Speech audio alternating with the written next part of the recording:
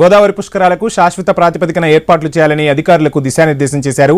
పర్యాటక, నీటిపారుదల, దేవాదాయ శాఖ సమన్వయంతో పనిచేయాలని సూచించారు. టెంపుల్ సెంట్రిక్ ఘాట్స్ అభివృద్ధికి ప్రాధాన్యత ఇవ్వాలన్నారు సీఎం.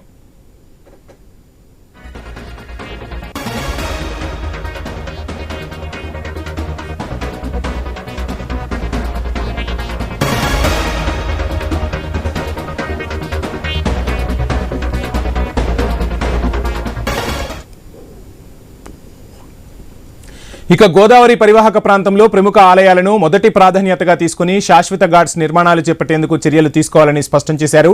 బాసర నుంచి భద్రాచలం వరకు గోదావరి పరివాహకంలోని ఆలయాలను క్షేత్రస్థాయిలో సందర్శించి అనువైన వాటిని ఎంపిక చేయాలని సీఎం రేవంత్ రెడ్డి సూచించారు.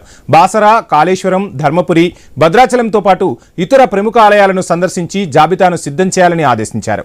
జాతీయ రహదారులు, రాష్ట్ర పరిధిలోని జాతీయ రహదారుల సమీపంలో ఎక్కడికక్కడ రోడ్లను విస్తృతంగా తనిఖీ చేయాలని సూచించారు.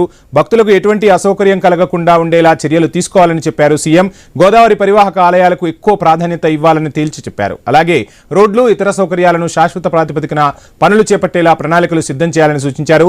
పుష్కరాల సమయంలో దాదాపు 2 లక్షల మంది ఒకేసారి ఘాట్స్ వద్ద స్నానం ఆచరించేందుకు వీలుగా ఉండేలా అభివృద్ధి చేయాలని చెప్పారు సీఎం.